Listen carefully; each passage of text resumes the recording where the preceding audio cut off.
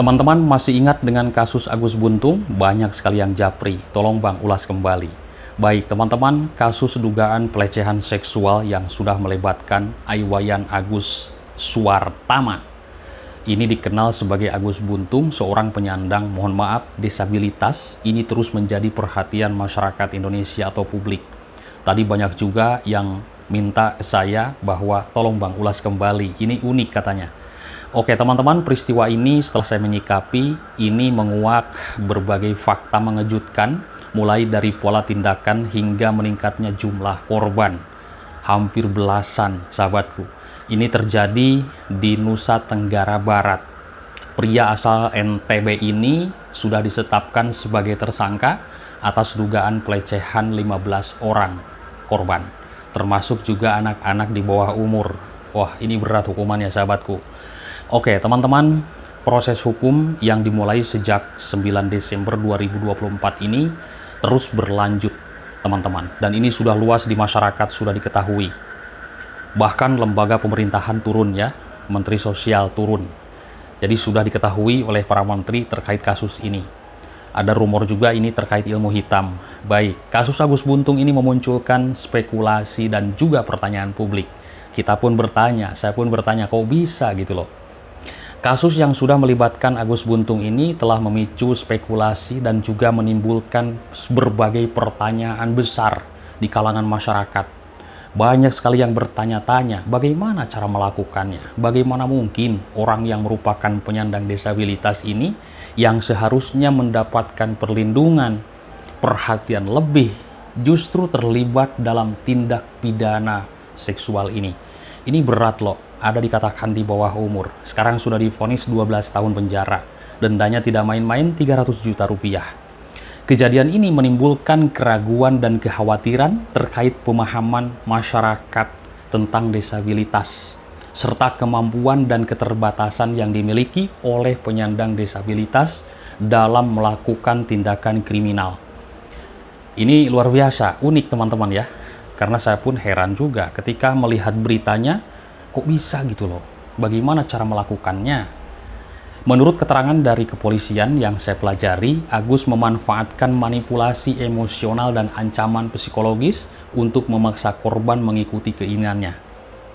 Nah, temuan ini memicu kemarahan masyarakat, apalagi setelah bukti berupa rekaman video, rekaman suara, mulai terungkap ke publik. Teman-teman, lalu apa fakta-fakta yang mengungkap semakin menambah perhatian publik terhadap kasus ini sekaligus mendorong tuntutan agar penegak hukum dilakukan secara tegas, yaitu rekaman sudah merebak sahabatku. Nah, Polda Nusa Tenggara Barat, saya tadi membaca ya beritanya, ini sudah memastikan proses hukum berlangsung secara transparan, diantaranya dengan melakukan pemeriksaan menyeluruh dan juga rekonstruksi kasus untuk mengungkap sedetail mungkin peristiwa tersebut. Karena ini korbannya banyak, hampir belasan orang. Kisaran kurang lebih 15 orang. Begitu teman-teman. Di sisi lain, pihak yang berwenang, pihak kepolisian terus menerima laporan tambahan dari korban yang sudah banyak sekali memberanikan melaporkan. Kasus ini memberikan sebuah pelajaran penting tentang pentingnya perlindungan bagi korban dan juga komitmen penegakan hukum yang berlaku tanpa pandang bulu, termasuk terhadap pelaku yang merupakan penyandang disabilitas. Jadi ini ada hukumnya. Tadi sudah divonis waktu ada persidangan ya sahabat. Nah, Agus Buntung ini ditetapkan sebagai tersangka. Agus Buntung telah resmi ditetapkan sebagai tersangka setelah adanya laporan dari seorang mahasiswi yang mengaku menjadi salah satu korbannya. Ini tanda tanya besar. Bagaimana melakukannya? Kok bisa gitu loh? Orang normal saja tidak bisa untuk seperti itu, sahabat ya. Luar biasa. Laporan tersebut memicu penyelidikan lebih lanjut. Dan berdasarkan temuan sementara, Agus diduga telah melakukan tindak pelecehan seksual terhadap 15 orang korbannya. Diduga ya. Nah, teman-teman, dari jumlah tersebut, beberapa di antaranya masih berusia di bawah umur. Berat loh ini di bawah umur, sahabatku. Undang-undangnya sangat berat sekali. Pelecehan seksual terhadap anak di bawah umur merupakan sebuah pelanggaran yang sangat serius. Karena selain melibatkan ketidakmampuan korban untuk memberikan persetujuan, juga menimbulkan dampak jangka panjang terhadap perkembangan psikologis dan juga emosional mereka. Intinya trauma. Seperti itu, sahabat. Lalu polisi menyebutkan bahwa Agus diduga mengancam korban dengan mengungkapkan aib mereka yang mempermudah untuk melaksanakan aksinya. Oh, ternyata seperti itu ya. Kita mendengar keterangan dari kepolisian. Polda Nusa Tenggara Barat memutuskan untuk menahan Agus di rumah karena keterbatasan fasilitas di rumah tahanan yang ramah disabilitas. Meskipun demikian, proses hukum terhadap Agus terus berlanjut dengan pendampingan dari tim kuasa hukumnya. Ini terus berlanjut, sahabatku ya, karena ini korbannya sudah belasan. Penetapan Agus sebagai tersangka ini menyoroti pentingnya perlindungan bagi para korban pelecehan seksual, terlepas dari kondisi fisik atau mental pelaku. Kok bisa melakukan seperti itu? Betul tidak?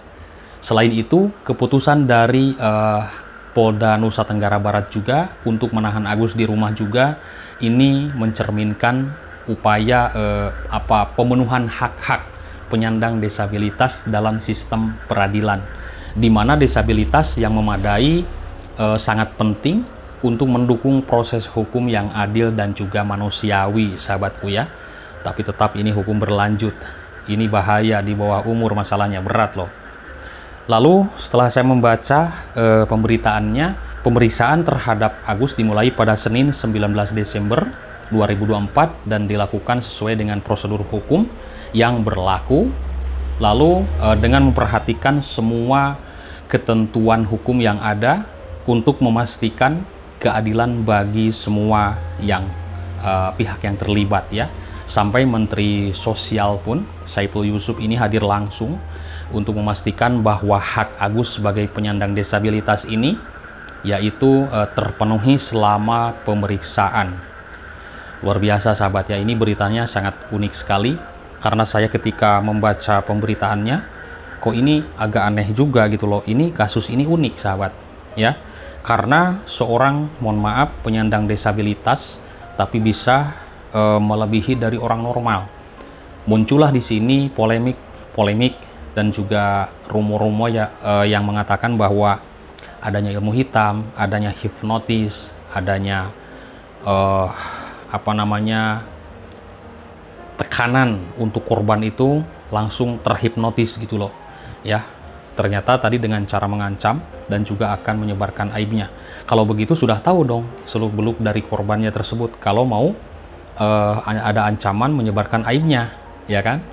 Nah, ini luar biasa nih pendekatannya juga, rayuannya juga, ya kan? Mungkin keilmuannya ini tidak sembarangan atau bagaimana, nanti kita tunggu pemberitaan lanjutan karena ini masih berproses. Apakah Agus ini di sel tahanan atau tahanan di rumah atau bagaimana, ya kan? Kita simak kelanjutannya. Ini kasusnya sangat unik sekali, sahabat. Jadi jangan mudah percaya terhadap orang meskipun itu orang tersebut penyandang disabilitas. Kelihatannya tidak mampu apa-apa, ternyata ini melebihi orang normal. Terima kasih, sahabatku. Mohon maaf atas segala kekurangannya. Itu saja ulasan dari saya. Selamat malam, bye-bye.